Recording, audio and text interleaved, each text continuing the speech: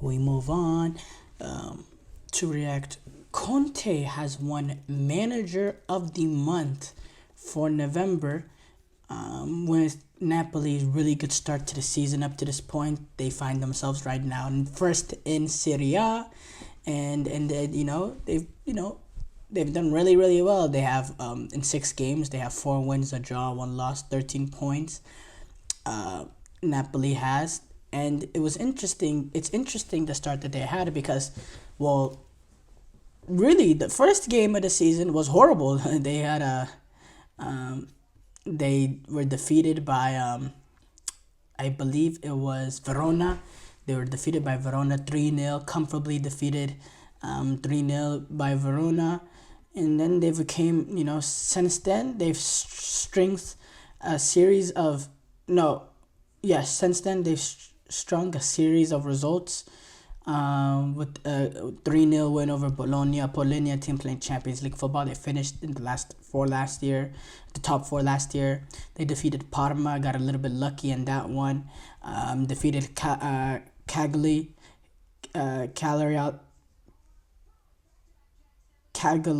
how is it? I can't say that. And then they got that point with Juventus. That was a very good game, very fun game. They beat Palermo 5-0 in the Coppa Italia dominant fashion, and then they defeated Monza, and they play tomorrow against Como. I'm looking forward to that one. We know Como, and they've been the sort of interesting story in Serie A now, being managed by Cesc Fabregas. There have been an interesting story, but yeah, Cesc Fabregas managing against one of his former managers in Conte. If you remember, Conte managed Fabregas at Chelsea. In fact, Conte wasn't the biggest fan of Fabregas, but that's another conversation for another day. But Napoli, great start to the season up to this point. And I can't say I'm too surprised. Antonio Conte, we know he's a brilliant manager. And he's shown that he can come into a club and he can turn them around fast. You remember what he did to that Chelsea team? I believe that Chelsea team finished 11th that season, the year before, 11th or 12th. Make one signing in Conte, and they go on that next year and they win the whole Premier League. That's just what Conte does. And this is a Napoli team that, yes, had a horrible season last year, but there's still quality in this team. A lot of this team were players that, won the Serie A, that is, 2 years ago, and that did in dominant fashion. You have, Anguissa, Di Lorenzo, Kvaratskhelia, Politano, Simeone. These are all players that were involved in the team. Raspadori, these are all players that were involved in the team, and they've also added some quality into this team, coming in with the likes of Spinazzola coming in. We know what he did at the European Championship in 2016 or 2021. Hasn't quite reached back to those levels, but was a decent player for Mourinho at Roma.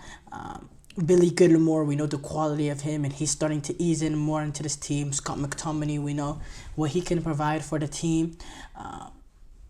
David Neres, who I thought would make that big impact earlier on. I thought he was going to get that really big move after his Ajax days. Instead, he made a sort of sideways move to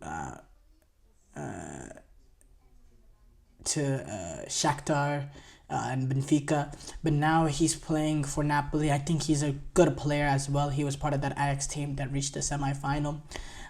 Really should have reached the final. And then the big one, Romelu Lukaku, who's played some of his best football under Antonio Conte.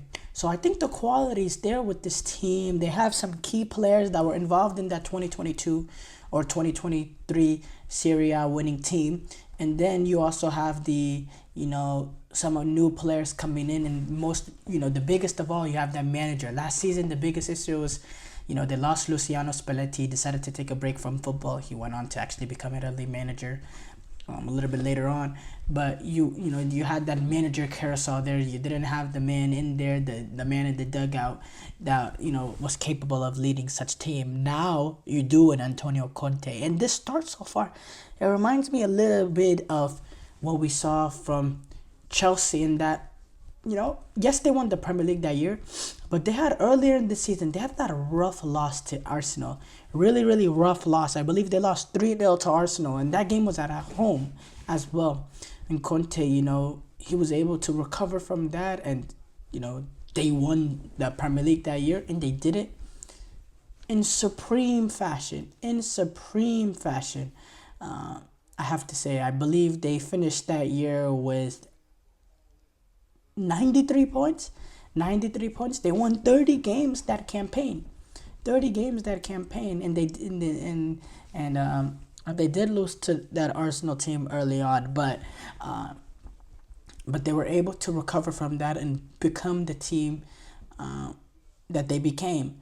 And I see similar parallels in that with this loss that they suffered at Venezia as well. We know Conte, they're not going to play the most pretty of football game in, game out.